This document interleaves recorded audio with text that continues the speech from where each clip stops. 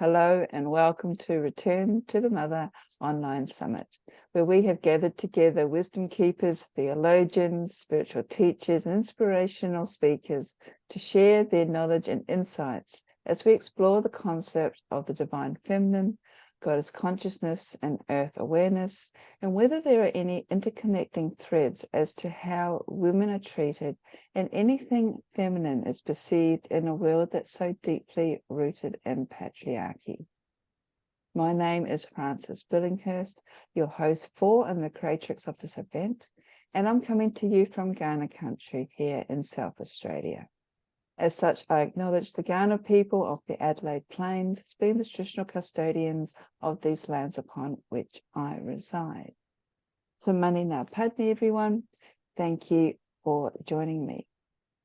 I am delighted to welcome my next guest, Patricia Aliwan Lehman. Welcome, Patricia. Thank you very much for joining me today.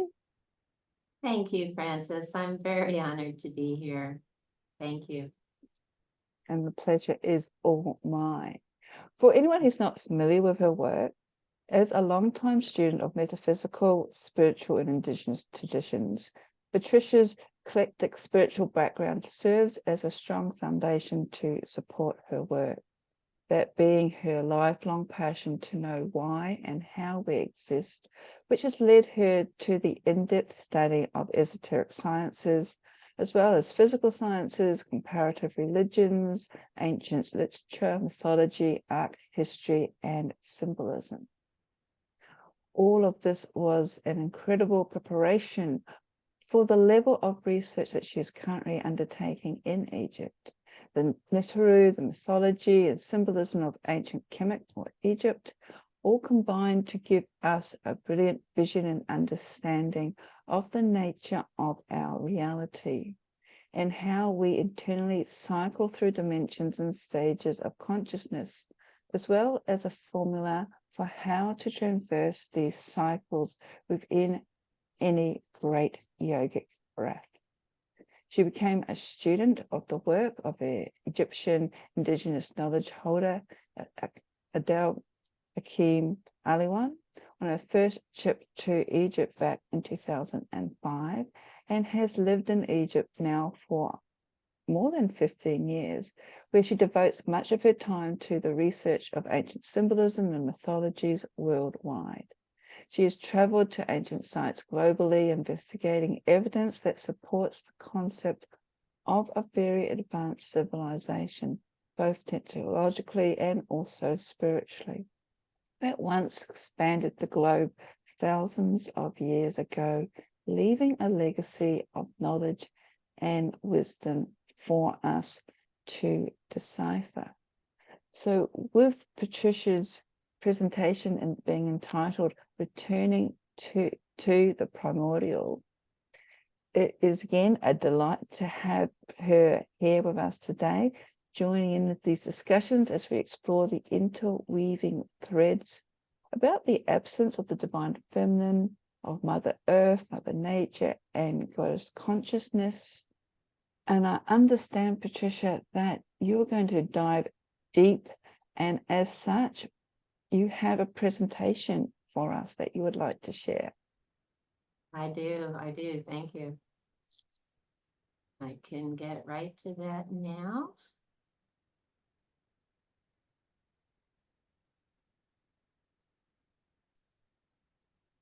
Okay. Returning to the primordial.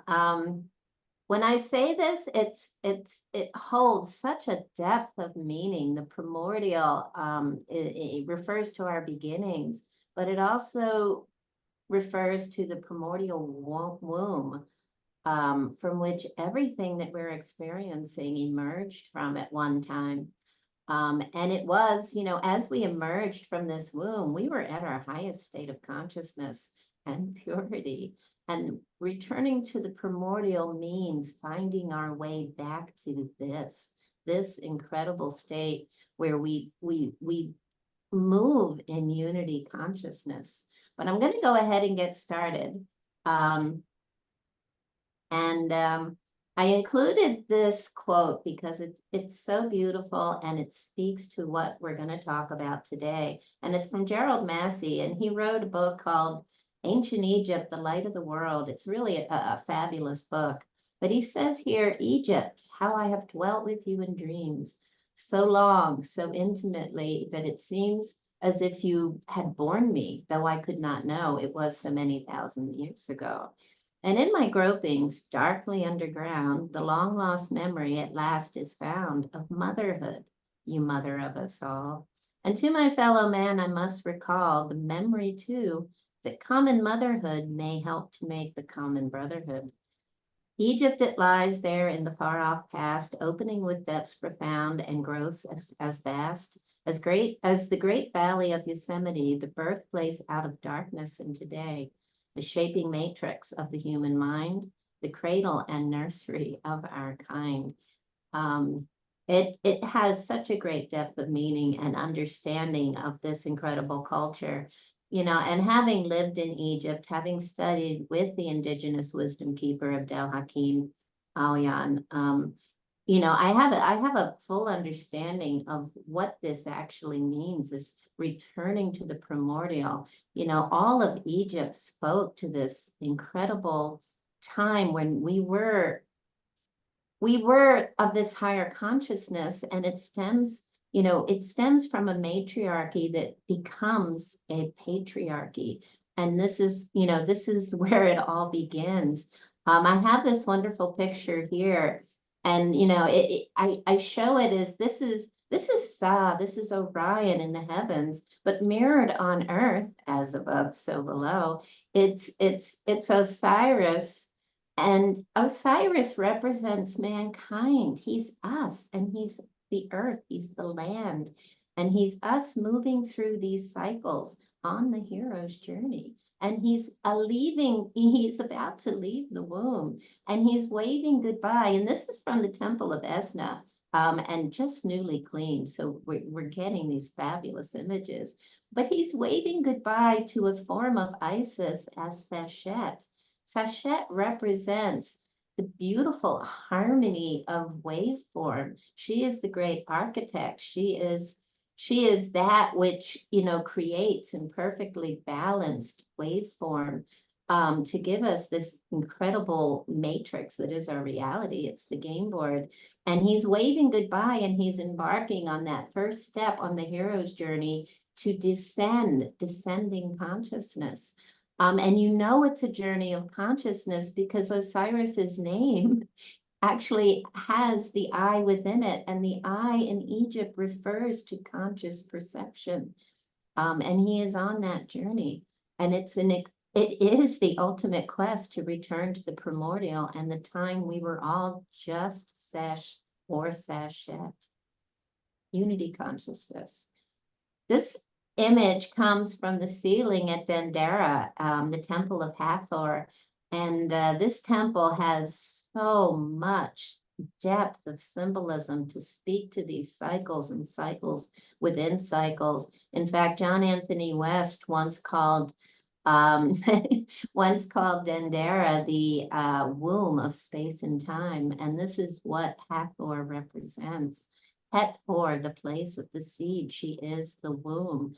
And here you see Osiris again, Sa, even Orion. Orion in the heavens takes this journey, rising and falling over periods of time, cycles and cycles within cycles. And here again, Osiris is waving goodbye. And the cow, the reclining cow, basically reclining in her power. This is Sirius. This is Sothis, Sirius. Sirius is where we get our word Sophia. It's the divine wisdom. And she is Isis as well. And he's waving goodbye to this beautiful paradigm of unity consciousness. And in front of her, you see Horus on the erect pillar. And Horus represents a moment of silence, of perfect balance and gnosis, before we take that first step on this journey. And again, Osiris, the waving goodbye. He's in a way, he is the fool in the tarot deck of the major arcana. He's embarking on this journey feeling powerful and wise, and he's ready to descend into the darkness of the cave, Plato's cave, if you will. And here you can see that first step is a 23, basically a 23.5-degree angle. He's moving out of balance. This is mirrored on the Dendera zodiac on the ceiling on the second level. Unfortunately, it now sits in the Louvre. We only have a replica in Egypt, but the Louvre in Paris. And I want to point out, this is so important, that one of the major contributions Hakim made to Egyptology and archaeology is to really stress the point that the pantheon of gods and goddesses were actually known to be netters, neteru. And it comes from the consonants, the Egyptian hieroglyphs that represent the consonants NTR. And it's where we get our word nature. The Greeks and Romans pronounce this as nature.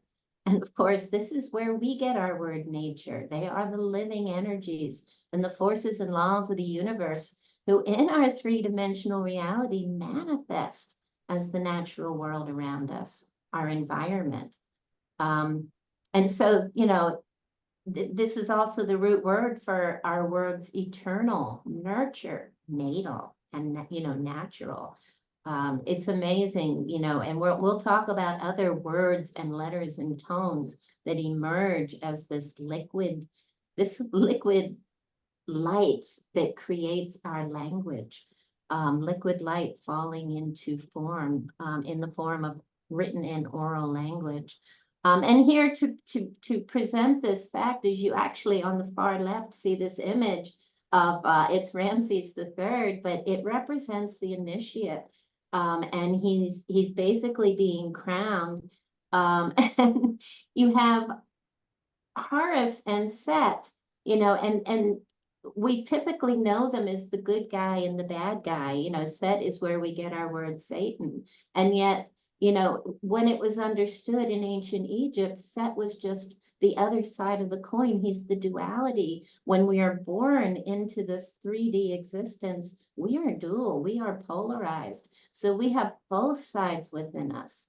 And Horus is basically the sun rising on the horizon. Set is the sun setting. It's sunrise and sunset. Two different understandings of the processes in nature. And we have Sekhmet there in the middle, and she's standing in her power. She is the fierce rays of the sun, and she's the great mother who heals. She destroys like Kali in India in order to heal. And next to her on the far right, we're looking at Mut, the great mother sitting in her power. She is the alter ego of Sekhmet. She can sit in her power and rule in peace and harmony.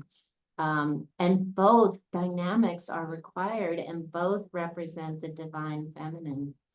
This is the divine feminine force of nature, the nurturing and also the destructive force that opens the space for healing. But let's get back to the primordial. And here we have this wonderful image, and it's Wajwer. It's the great green. It's the pregnant netter. He looks like he's a man. He has a beard, but he has a breast as well. He is androgynous. And he represents the fertility of the waters that emerge from the abyss of primordial consciousness. The great green is androgynous and contains unlimited potentials of the masculine seed and the spark of life force within the feminine womb that ignites and initiates all the creative potentials. It is the waters as liquid light that surround us and go through us. We are the waters. We are this light. We are water. Our entire environment is waveform in all its many different aspects. And here we have another image, and Wajwer is also called Nun, and it's related to Hapi, who represents the fertility of the Nile.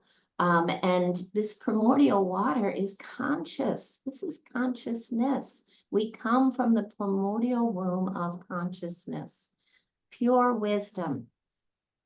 And here we have the name for Nun, and you can see there's 3 new pots or new jars, and we see 3 symbols that represent N or water itself. They're the waters. And we have Pet. Pet represents the heavens. So we have a new pot and we have the word Pet. Same pronunciation, all representing these waters from the heavens, another dimension of beingness. And in the language of liquid light, Nun represents the waters of the heavens or the vastness of this abyss of space, containing the many waters represented by the 3 pots, and specifically the waters of Pet, the heavens. In the hieroglyphic expression of Nun, we can see the 3 pots forming a name meaning primordial waters. And similar to pot, we have Pet. So again, we're seeing how this language emerges. And here we have Nut. And when we add the T to Nu, we have this containment. This is what is caused by polarity. T represents polarity. And so the pot, the waters are contained within the pot. And it is the crown of Nut itself. And it illustrates an understanding that the sky or heaven is a container of these cosmic waters in the form of this water pot. We gain the words potent, potion, potter, and potential from the phrase new pot as expressions and associations with Nut. Fascinating, isn't it? And here we have this beautiful image of Hathor again. And again, Hathor means the place of the seed. She is the Alpha and the Omega. She is both the divine feminine womb, and she is the seed that can be either masculine or feminine as it's born into this 3-dimensional reality. And her hair, the Omega symbol, it is the Milky Way. It is that containment. It is the new pot that pours out the waters of liquid light to create form. And we have left this womb to explore this 3-dimensional physical existence on Earth. And I love this quote by Tim Thompson. He says, freedom is the sky, and the soul assumes the shape of that which it contemplates. Fascinating. We are what we think. We are what we think we are. And here is an ancient term that was taught to us by Hakim, and it's Asket Nefer, and it represents the harmony of water. And this harmony of water represented the innate balance of the ebb and flow of this water as the game board for existence itself. And when it's in harmony, we are all in peace and unity consciousness, that highest state of consciousness. But of course, as the water, as the breath leaves the womb, it moves into separation consciousness. It migrates slowly from a right brain consciousness to a left brain consciousness, which we'll talk about in a minute. But Ascot represented the origin of all forms of water, and this includes rivers, lakes, seas, and oceans, saliva, lava, blood, amniotic fluid, lymph, plasma, light.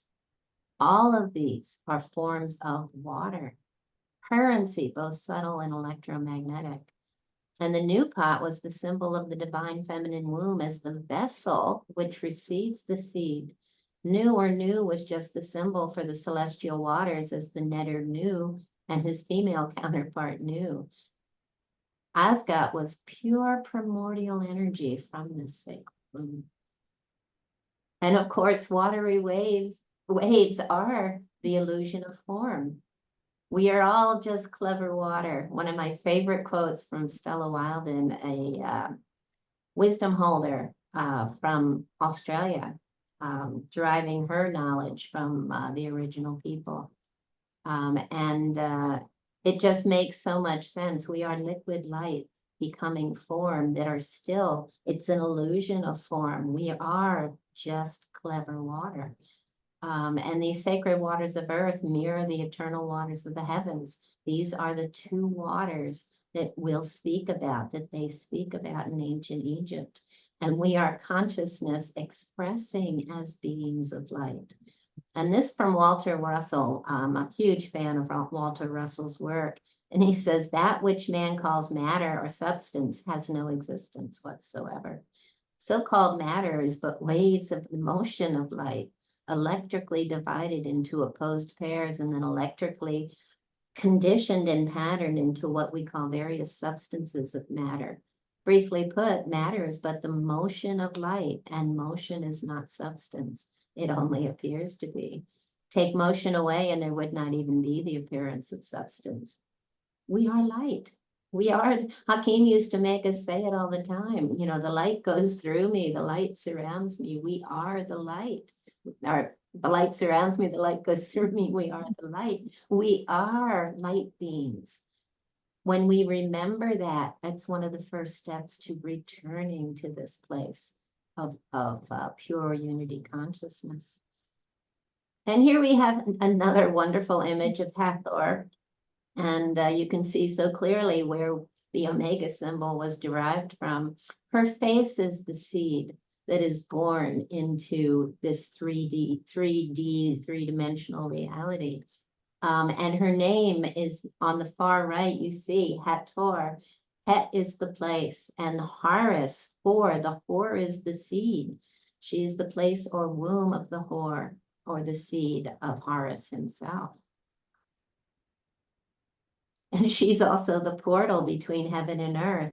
You know, the temples in Egypt are profound, and when you enter them, it's amazing because you literally, as you enter, you're into these big halls and the ceilings are high and the floors are low. And what's in between, you're really, the ceilings are the heavens and the floor is the ground. And what's in between is basically air and water as the atmosphere that separates earth and the heavens.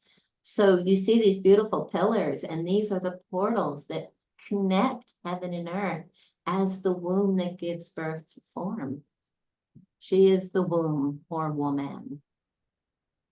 And she was sacred sound, waveform, sine wave, with all its ups and downs that we experience in a physical reality, the hero's journey itself.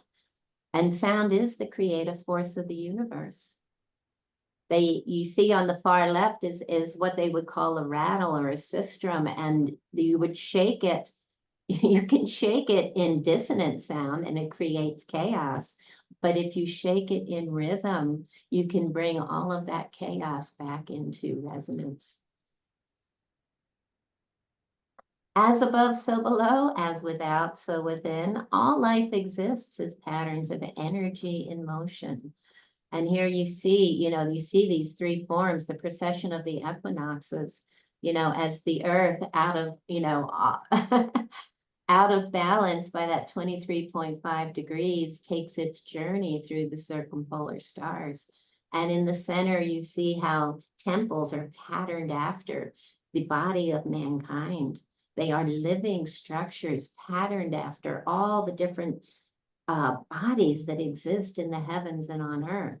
And it is our bodies. And as you're walking through these temples, you're walking, and as you move through the different chambers, the floors will rise and the ceilings come down till you get to the Holy of Holies, the pineal gland, the place where heaven meets earth. You're returning to the primordial.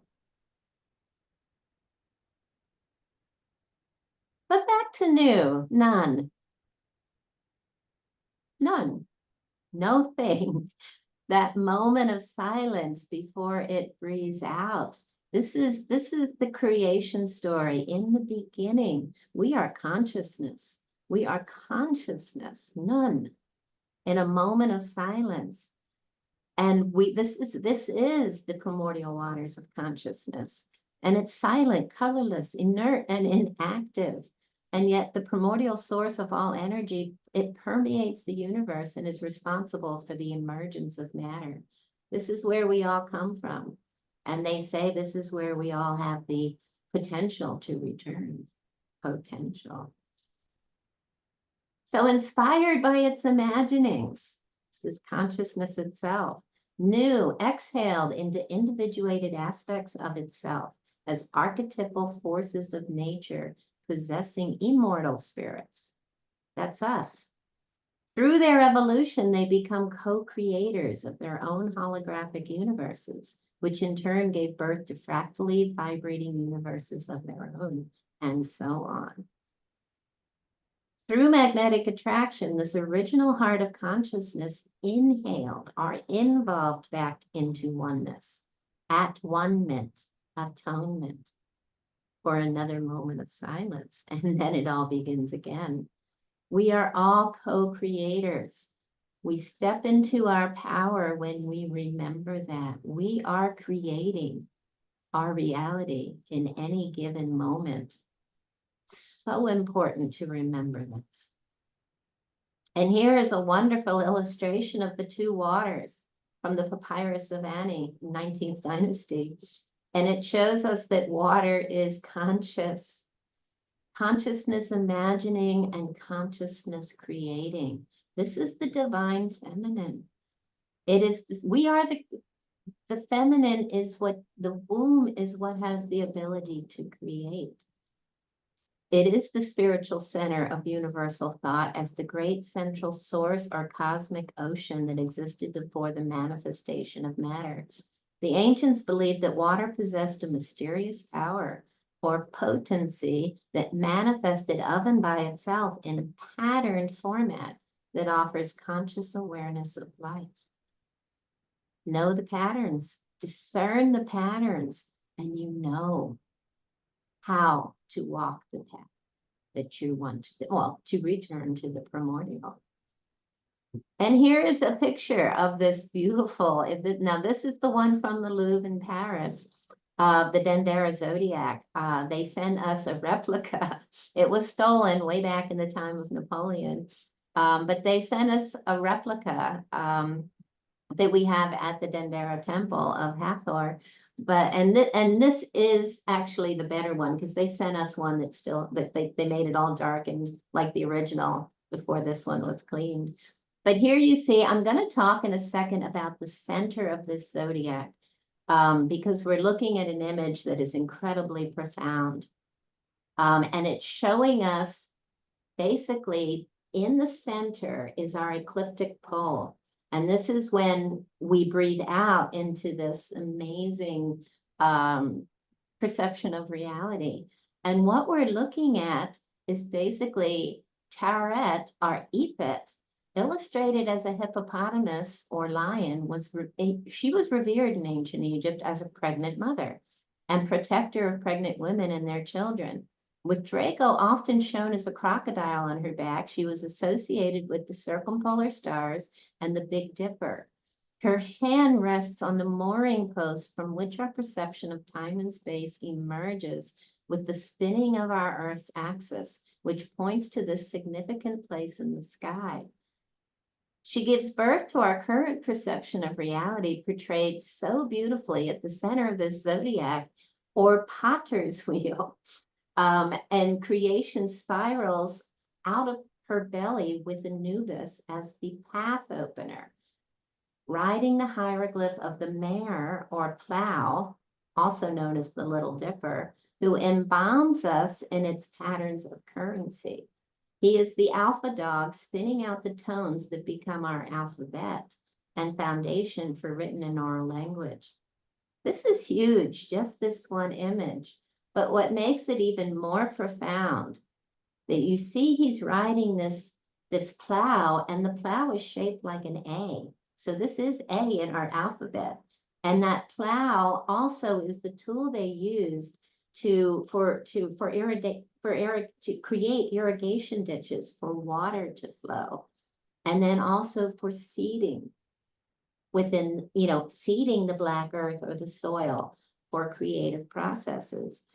But as he opens these ditches, he's embalming us in the currency that is our manifested physical reality. And this A, this plow, also means love. That's what it's translated to be. So basically, this image is showing us that in the beginning, our world was seeded with love, that the primordial waters of noon are pure love.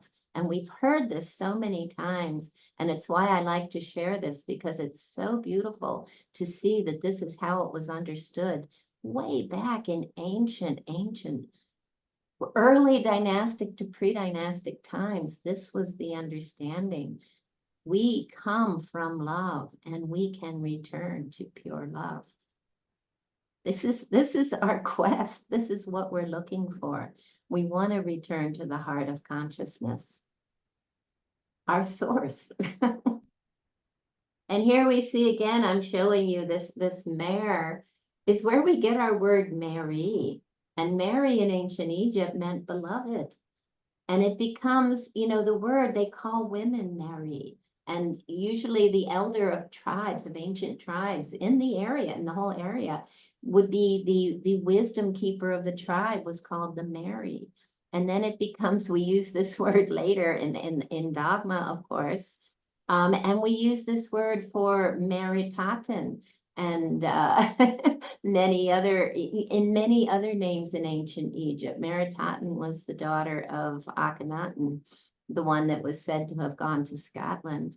And also we have, Mother Mary in the Bible, and we have Mary Magdalene, and is part of her dynamic referring to powerful magnetic lines of fertility. They use the mare symbolically in rituals. And here in the upper right-hand corner, you see a picture of them using this plow, the mare, to open a path in between the two obelisks. And that center path was, it's it's like the sacred path in the center of every temple that basically separates the two polarities and takes you back to center at the pineal gland, or holy of holies, of every temple. It's showing you the path back to center, and it's used as a plow. Isn't this incredible? Mm. And here we see, this is a wonderful papyrus from the Book of the Dead. And you see the sun is rising over the horizon on the mound of creation as the Neteru pour the primeval waters around it. And when you look inside this beautiful symbol, you're seeing 8 stick figures that represent the Ogdod.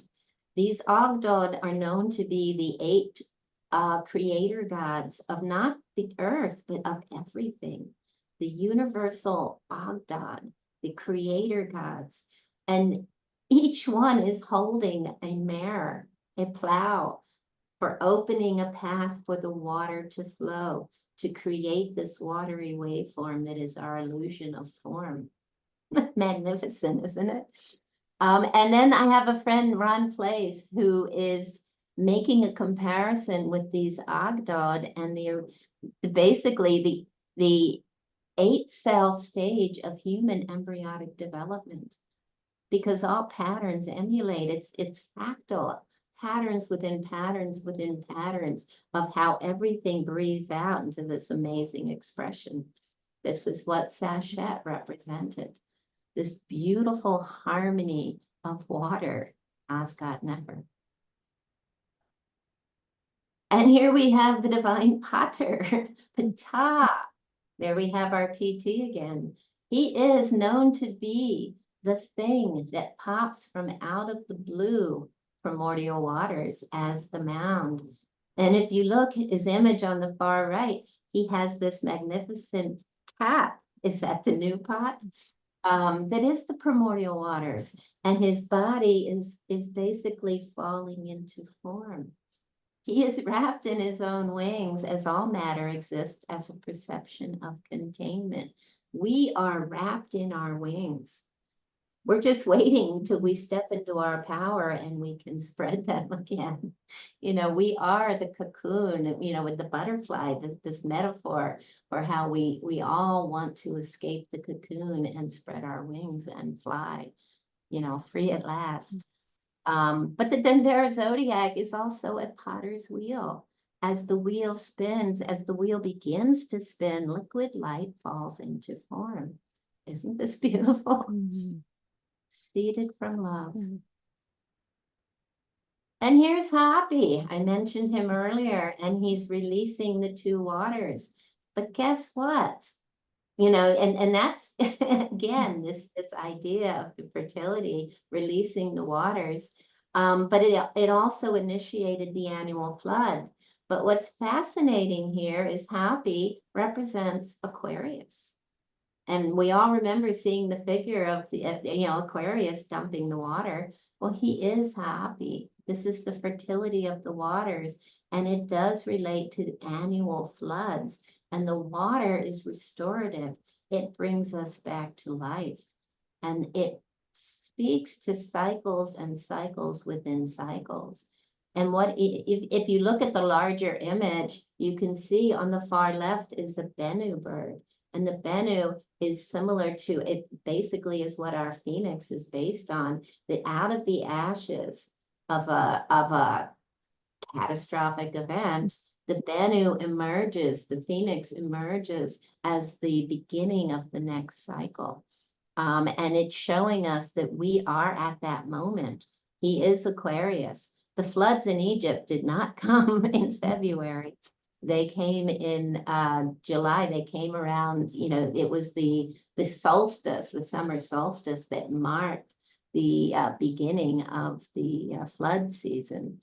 And Aquarius represents, I think, our much larger cycle. We are moving into the age of Aquarius, as so many astrologers point out. Some believe we're there. And this represents the fertility of the waters and the harvest, and the harvest is also a play on the word harvest, right? This is when the seed emerges and fulfills its potential. And again, this all relates to us on our journey, on the hero's journey. And Horus's original name was Hebrew. It was the Greeks that changed the names and added S's and T's, and we have, instead of Hebrew, we have Horus.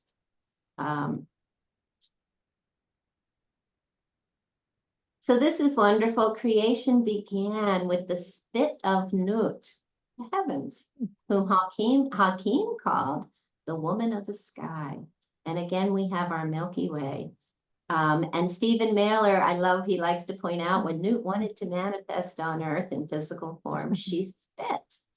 Spittle, moisture, or saliva was the first breath that separates heaven and earth. Creation stories tell us we are made in the spitting image of our Creator. We are born from love. Atum, in another creation story, Atum says, it was I who created excitement with my fist. I copulated with my hand. I let fall from my own mouth. I spat forth as Shu, and I expectorated as Tefnut. But that's a later story when we fall into a patriarchy. A patriarchal archetype. In truth, the original story, it was the Great Mother, was the divine source of creation. And in the original story, Hathor was the hand. She is the hand, the womb in which the seed is placed. And she is the creative force of nature. Tefnut translates as the spit of Nut. And Tefnut, this spittle from the Neteru is regenerative and expressed as healing or blessings. So we see these lions all over the world. And in the center, I have this wonderful lion from Glastonbury. It's basically, it's from the Chalice Well, and she's spitting out this iron-rich water, subterranean water that comes from under the Tor. And this water is life force, right? It's healing. Every time I've been there, I've put my water bottle under and so enjoy drinking this powerful water. This is what the lioness represents. It's a combination of, the solar wind hits the earth and creates currency, earth currents, and affects these currents. And it's all related to Tefnut in all her beautiful aspects. Great floods symbolize purification through inundation as rebirth and resurrection. And Hakim told us that the Sphinx was Tefnut. And I spent a great deal of time. Unfortunately, he passed in 2008, which was the year I came to live in Egypt. And I spent a great deal of time sitting in front of the Sphinx wondering, why. I never had the chance to ask him why she was Tefnut. And I realized through many different stories, which we don't have time for now, it all made sense because she is the spit of Nut. She is water. The Giza Plateau was known as Rasto. It was the place of the first time, Zet Tepi, when everything began, the first breath, the spit of Nut. And she's aligned with Khafre pyramid, the pharaoh to which the middle pyramid was attributed. I'm not saying he built it. And that's another story as well. But Khafre's word translate, Khafre, the word, the title, the label, translates into the Ka of Ra. And the Ka is the life force. It's the life force of the sun, liquid light falling into matter. And other researchers like Robert Schoch and many others are saying that the Sphinx was known as Mehet. And Mehet, the story of Mehet was very similar to that of Tefnut. And it's just an ancient version of the same understanding of this great, beautiful lion who is in alignment with Midians. There's just so many reflections of how this all comes together. And she represents a great line of fertility. And here's a wonderful image from the ceiling of Dendera again, and you see a Sphinx on top of what I call a birthing box. And she has a serpent for her crown. And this serpent energy represents fertility, and it's related to Eve, Asherah, Mary, Isis, Hathor, and others. It's the divine feminine.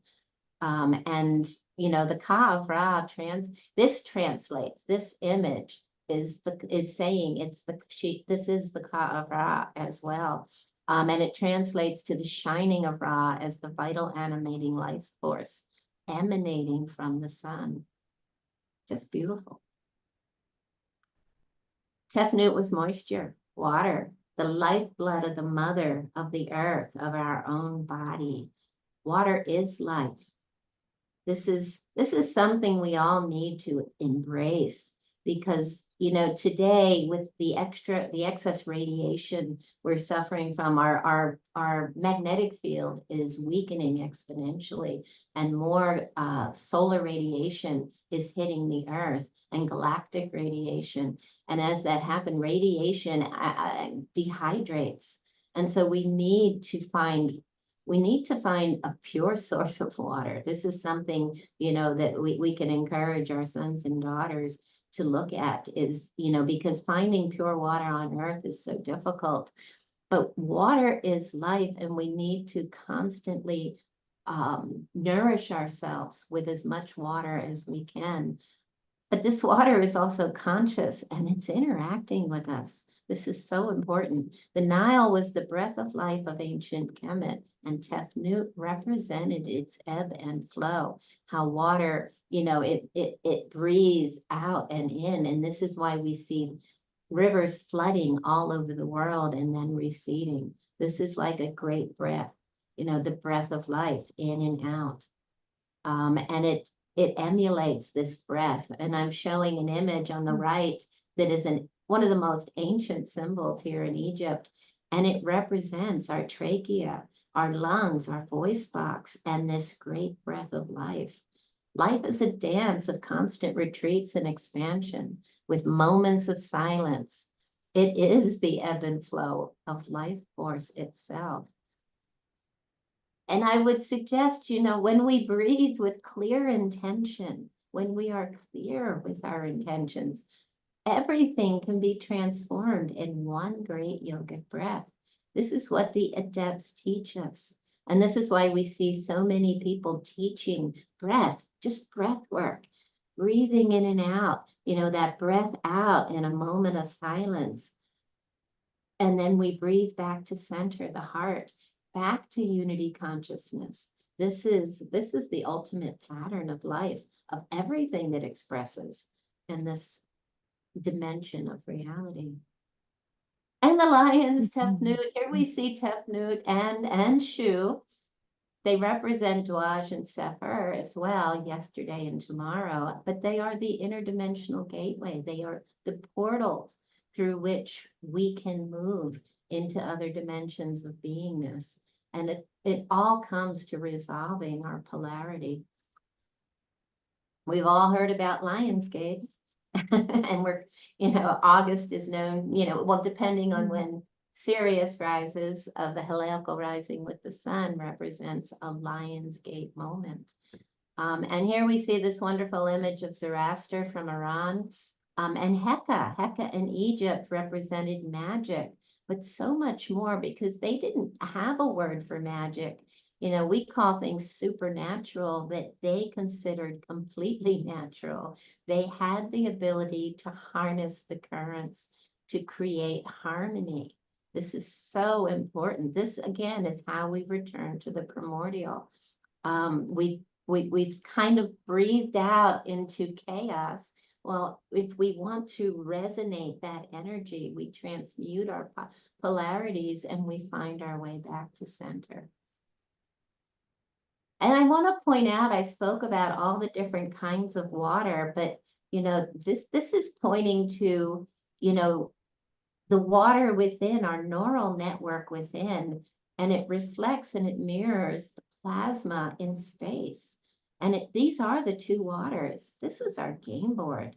The Earth is surrounded by cosmic plasma consisting of electrons, ions, and negatively charged dust particles that are conscious and interacting with us. And as I said, the magnetic field is thinning exponentially in the last 160 years. Scientists will say anywhere from 15 to 30%. Most are saying around 25 to 30%. That's a lot. The veil is thinning. This is our moment. We're moving into the age of Aquarius, the time of great enlightenment. And Tefnut is our birth canal, the portal between these two waters, the conduit between heaven and earth, offering channels for conveying energy. We have this moment. If we have clear intention, if we can remember who we are, clear our minds of the chaos, bring ourselves to states of silence. This is why we are encouraged to meditate. Find those moments of silence and connect with the consciousness of the two waters, within and without. Plasma, they found out today, science is discovering that plasma, space dust, is conscious. Ancient Egyptians could have told them that. Plasma is one of the four fundamental states of matter alongside solids, liquids, and gases. It's often described as an ionized gas because it consists of charged particles, as I just pointed out. A significant portion of atoms or molecules has been stripped of their electrons, creating a mixture of positively charged ions and free electrons. And this electron-ion mixture makes plasma electrically conductive, which means it can carry currents and respond to electromagnetic fields. Plasma filaments, conscious plasma bodies, the bloodstream of our universe, run through space, connecting all superclusters, forming a giant grid system, just like the neural pathways of our brain. A perfect fractal scale invariant example of the distribution of consciousness in the universe. We are connected to everything in the universe. Open your imaginings to realize that we can connect, and we are part of it. We are not separate beings. You know, when we fell into form, and I like to say the age of Taurus, we fall fully into body. We think we are our bodies, but the truth is we are so much more. I am more than Patricia. I exist in so many different ways. And when we walk in that, walk and embody that understanding, and we are clear with who we are and our intentions, we gain amazing ability to connect with everything that is. It's so powerful. Water consciousness is intelligent. I bring in Veda Austin now. I met her a year ago in October at a conference in California and was blown away. And you know, it's I love it when I go to conferences and I people talk about things I hadn't heard before. And I've heard about the consciousness of water with Massimo Emoto and other people that have studied it. But what Veda is doing is really she's interacting with the water in so many beautiful ways and in a way that we can do it as well. I've practiced with this and it's amazing that we can ask water questions and get answers. But again, look up Veda Austin, find out about her work, because this is another tool that, you know, you have the opportunity to actually converse with water, to build a relationship. And once you know and understand this, then you know you can talk to the water within you. You can heal yourself. You can heal your organs. Biogeometry, Dr. Ibrahim Karim is showing us if we know the patterns of the flow within the organs of our body, we can heal those organs by doodling those patterns or dancing those patterns. There are so many ways that we can restore our peace and unified consciousness and return to love. During the conference, Veda told us that she asked the water what it was once, and the water came back with the word written out, love. How powerful is that? Blew my mind, and she showed us pictures. Water not only understands, but it can also think and express future potentials. She put a seed in a Petri dish. It's a sunflower seed. And the water, what she does is she puts it in a freezer for a certain amount of time. And she pulled the Petri dish out and it expressed not the seed. It showed her what the seed's potential was as the fully blown sunflower. Wow. So water thinks, you know, it doesn't just replicate what it feels, but it shows, it can think, it can show future potentials. As I said, you can have a conversation with the waters and you can talk to the waters within you. Wow. This is big. So yeah, nature speaks. And when you open your senses, you can hear her message. From, I love this, from Disney's Pocahontas, Grandmother Willow, all around you are spirits, child. They live in the earth, the water, the sky. If you listen, they will guide you. And there's so many different people that have talked about this. Go out in nature and what are the birds telling you? Where, you know, if you are really aware of your environment, we're getting clues all the time. You don't even have to be in nature, but nature to me is that it is that womb of pure love. You just feel so nurtured and taken care of when you're in, you know, when you're in the womb of nature. It's how I feel. I grew up in nature. So what is the Holy Grail? The Holy Grail has always been the heart of consciousness. And it's, you know, it's our journey back to the center. It's the womb of the Great Mother. The Holy Grail is the heart, our primordial egg of unlimited potentials. It's the still point of our turning world. That moment of silence, none. The search for that still point is a perennial spiritual quest, one that has inspired seekers since time immemorial. If we can rest in that stillness, the sages say, we will find the peace that surpasses all understanding. You know, that great moment of bliss. For in that peace and colorless stillness, we can find gnosis, our highest state of consciousness. meditate. It's not easy, but it's worth it's worth the effort. I relate again. I like to point this out, the difference between our hemispheres of the brain. Our right brain is our feminine, what they describe as the feminine.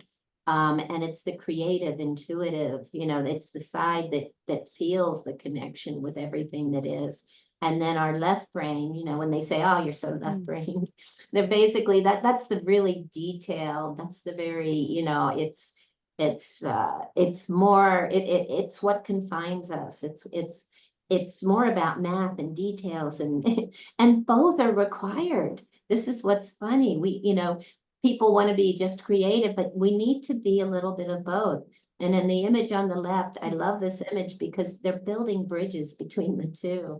And I think these are the currencies we need to harness, is to transmute our polarity and bring ourselves back to, marrying science and spirituality, and understanding that, they both have the answers to, when used in an integral way. You have this ability to really manifest magic, or what we would call magic. And the image on the right shows this beautiful serpent. When you see the images of the gods or the pharaohs wearing cobras, this is what you see on the top of the heads oftentimes. And that cobra is representing this connection between the two hemispheres of the brain, uniting the two lands. And this image is from Abydos, and you see Thoth, Jehuti, consciousness, and he's holding these two scepters with the papyrus and the lotus that was on that Sima Tawi that was represented our lungs, again representing Upper and Lower Egypt, but the two hemispheres of the brain. And this is our Kundalini energy. It's all connected to this process.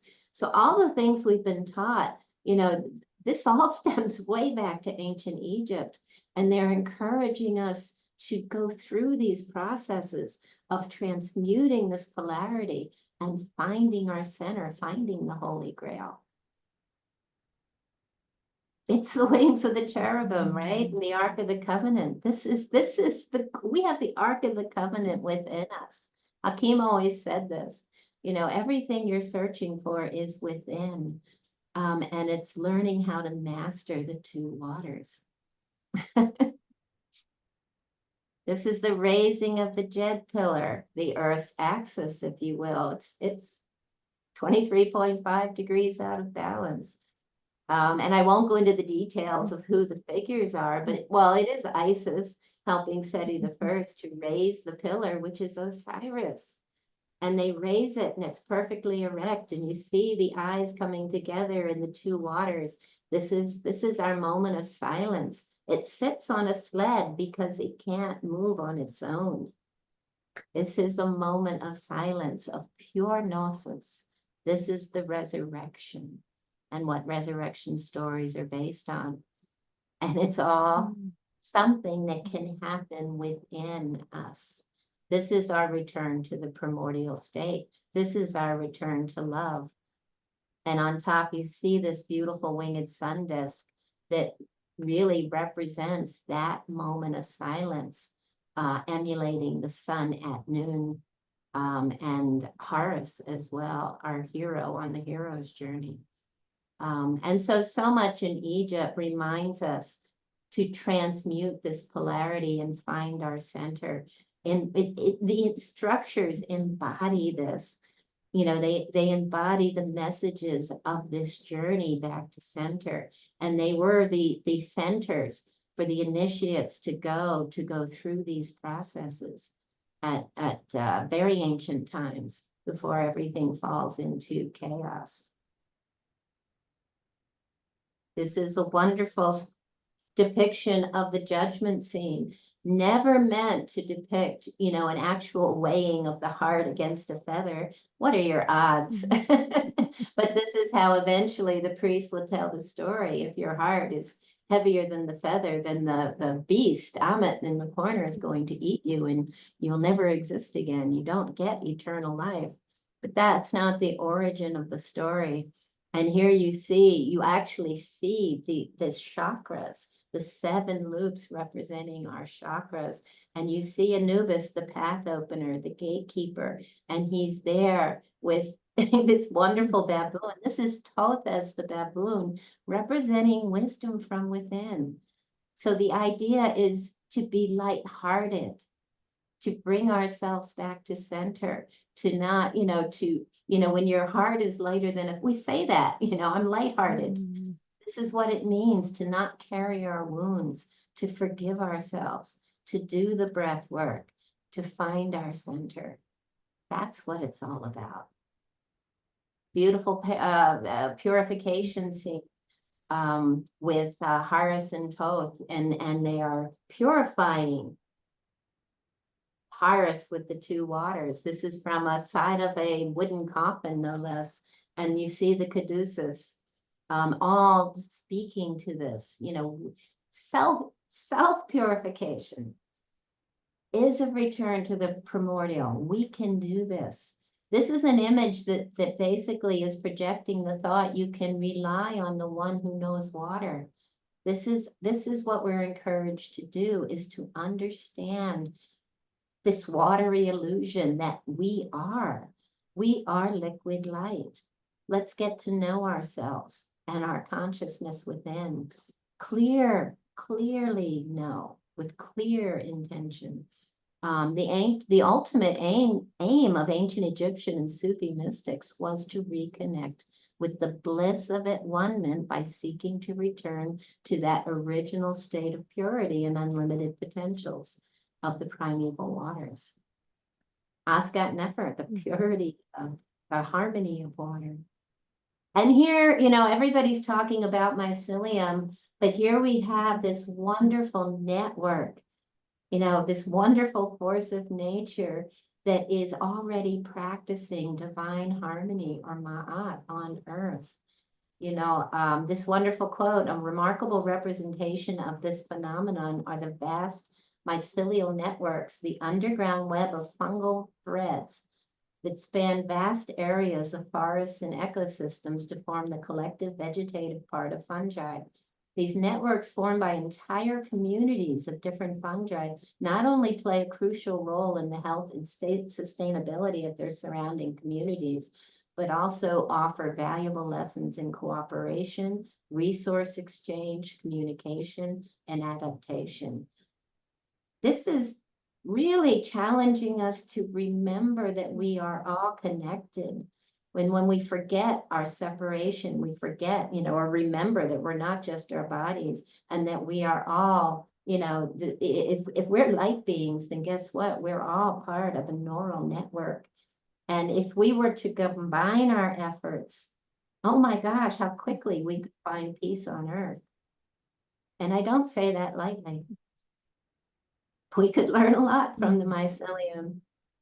It's a fungus that expands underground, creating networks of connection between all plant species, very much like the internet. It not only enables them to communicate, but also to take care of themselves, protect themselves, and feed themselves, and store water, life force. When a tree from the forest is cut down, this mycelium communicates to many trees in the forest that one of them is dying, and all other trees through the mycelium begin to care for the remaining trunk in an effort to save it. This is what we need to be doing.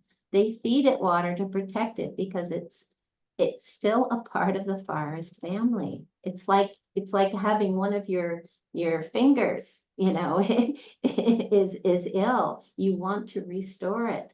It restores the unity of yourself.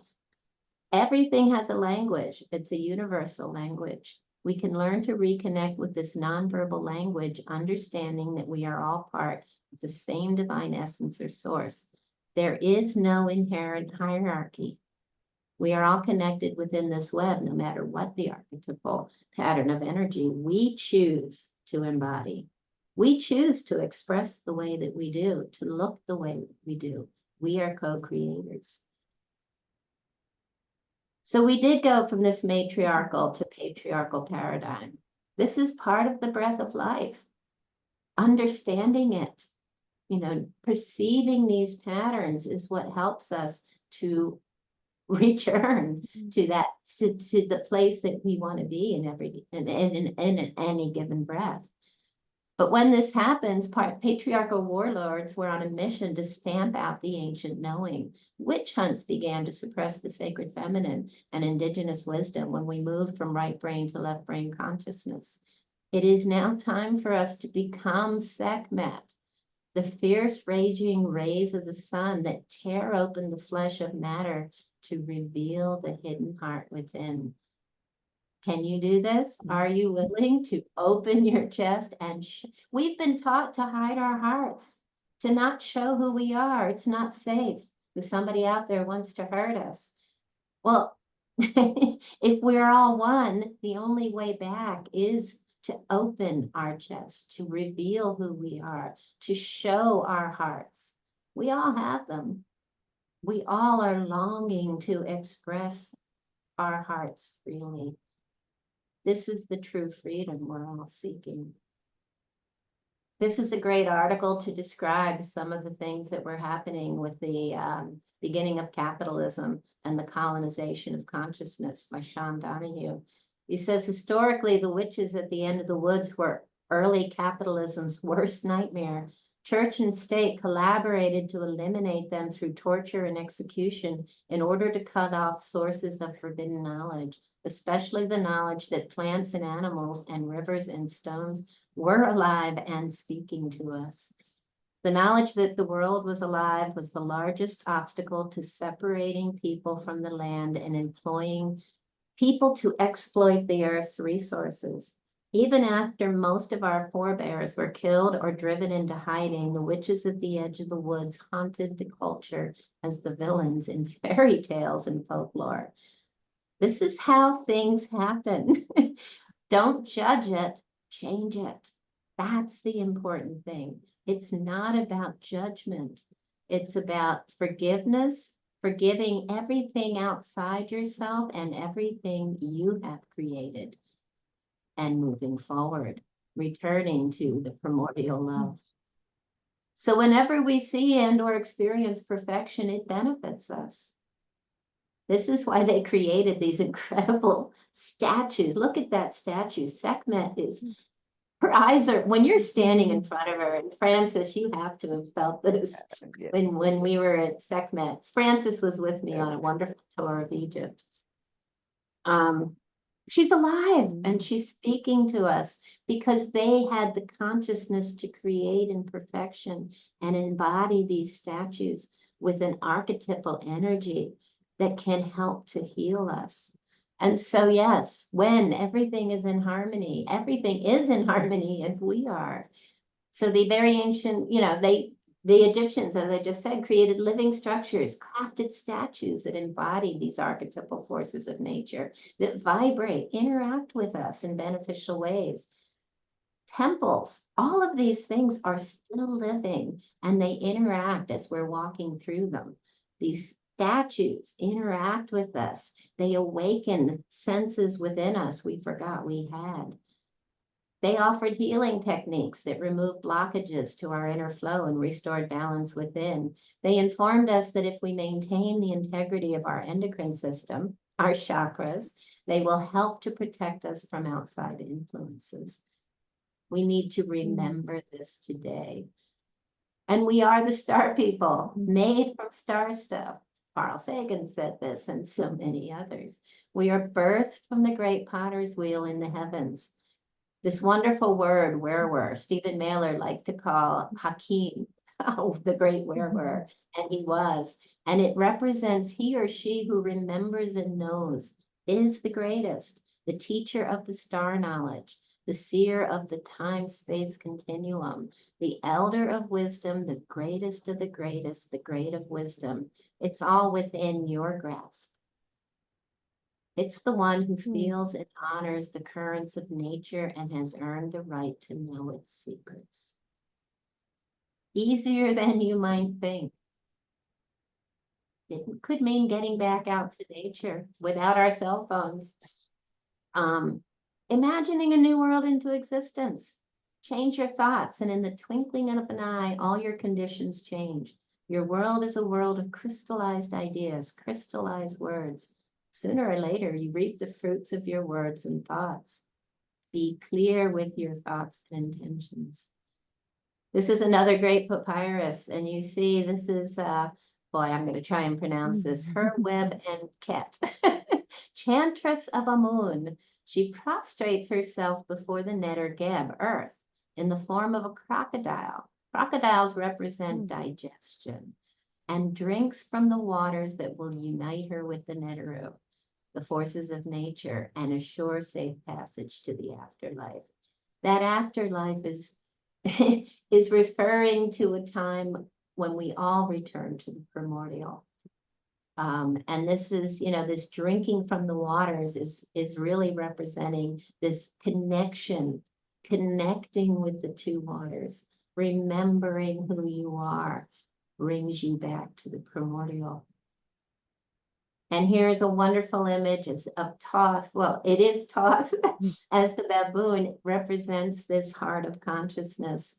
The baboons would always, and the reason for this, the symbolism is based on the fact that baboons would get up and sit by the Nile. They would sit and wait for the sun to rise on a new day cycle, because the ancients understood we are in the midst of a night cycle. I think we're actually at the nadir, at the very bottom, and we are at that moment when we're just about to see the sunrise. And what a powerful moment that is.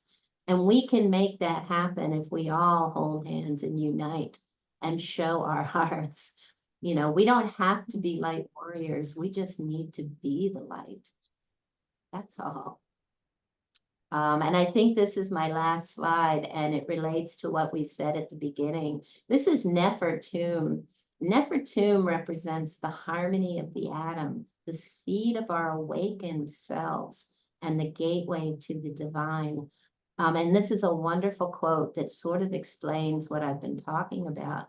The seed atom in this moment that we have as our potential, the seed atom acts as a focal point, drawing in divine energies and distributing them throughout the physical and etheric bodies. The seed atom holds within it the potential to attain the divine state, and it is through its awakening that this potential is realized. The process of transfiguration marks a merging of the individual with the universal one, leading to permanent self-realization. Upon passing this initiation, the seed atom may descend, but never below the heart chalice, signifying the transcendence of material planes. And you can see here that Nefertum is holding the eye of consciousness at his heart. This is heart-based consciousness, and this is what we're seeking, and it's within our grasp. A return to the heart-based consciousness from within. This is what this represents. Here we have Thoth as wisdom within, and he's handing the eye basically to Thoth as the ibis bird, wisdom from above. Here are your two waters. And that's this powerful moment when consciousness comes back to center.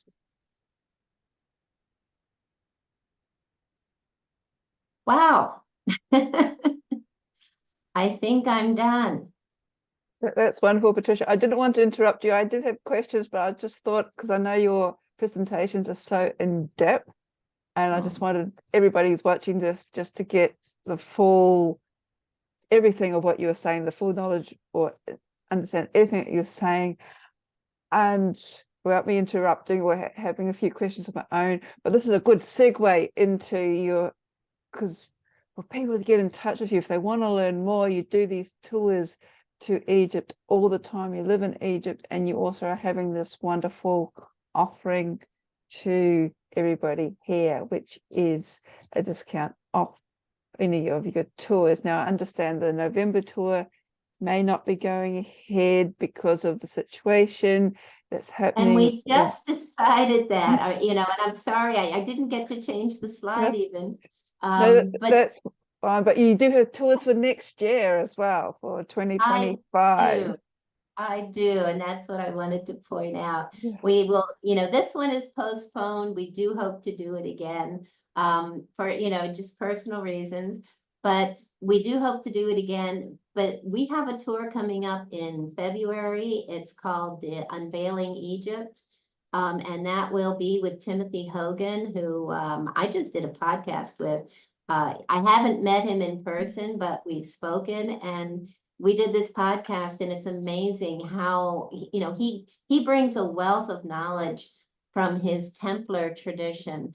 And it's incredible how much it mirrors some of the things that I talk about. And he's also a master alchemist, so he has so many different understandings of the alchemical understanding of the symbolism and mythology, as well as the things that I speak about. And we also have a conference coming up in April. It's going to host several amazing speakers, including Veda Austin and Dr. Ibrahim Karim and Ben from Uncharted X, and just so many people. So if you want to look that up, and I'll also include, we have a post tour, an April tour with Veda Austin and Brian Forrester. So I'll include anything up to the end of April. Any one of my tours will give you a $50 discount. If when you sign, we have a registration form, and it says, where did you learn about the tour? And just say, I watched the podcast, Francis's podcasts, and we'll give you that $50 discount. That's very. I just wanted to point out, and that is in US dollars, because your website's in US dollars, just for people watching this from all around the world. And you've got it on the screen, which is horusrising.com is your website, so they can find all the information about these tours coming up, about your conference, who's speaking at these conferences, and much more. So that's fantastic. So what I might do, if I can do it, maybe you might need to do it. There we go. That's fantastic. Yeah. Just reading your mind. That's fantastic. And I just wanted to, I'm just going to change the view so you're on the screen as well. Again, and you did mention I was on your tour in 2023 with Jocelyn Starfeather, and Egypt is something that's a little bit close to my heart. I've been wanting to get there in 30 years, and this was my first time I finally made there when I went with you and Jocelyn. And those pictures of Dendera just blew me away. In fact, all the temples blew me away. And the work that you do blew me away even more so. And if people want to listen to you more, you also do have your own podcast show with Alan Peoples. Would you like to talk a little bit more about that, what they can sort of expect? Thank you. Yeah, we have on YouTube, all you have to do is search for Horus Rising Productions. And we've been putting up almost like clockwork every 2 weeks, metaphysical Egypt podcasts that tell the story, from the beginning almost. We go through creation, the Osiris mysteries, talk about the Ark of the Covenant, so many things. And I think we're at like 36 or 37 now. So that's a lot of podcasts. We're doing interviews. We're so many different things. We have all these potentials. I have so many things to talk about. This will go on for years. So yeah, would love to see you come on and see some of our podcasts. It would be great. Yes, no, that's wonderful.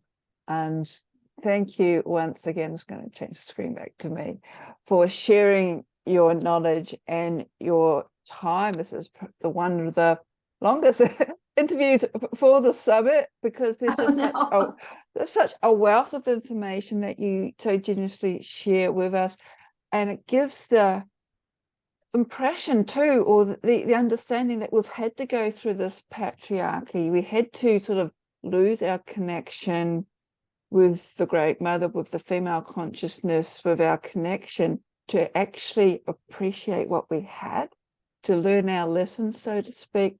And then we're coming back, hopefully, up the other side, but looking back to the history of ancient Egypt, ancient Khmer, it's almost like there's signposts as to how we can come back to that state of being in the primordial waters. But we get dawn of it Beautiful, now. Francis. I'm so glad you pointed that out because I never said, we're supposed to be here. We all lined up to be here. Sometimes it's my way of understanding why how can we, what's happening to our planet, and it's like this is probably a way that we have to sort of appreciate what we've got. We've had to sort of get all the sort of, I don't know, stuff out to come back to center again. Otherwise, Yeah. we'll just be in internal bliss and we won't experience. We are here in a physical body for a reason. And now we're having, and we can appreciate it. We just have to, as you say, we've lost that connection because we've had to. We've been our Osiris, often our fool's journey. Now we're no longer the fool. We've gained the knowledge. Are we going to come back? What we're going to do with it till the buck stops with us? And they also tell us, I do want to point out that this ride, this journey can be blissful. It can be full of light and love and unity and peace.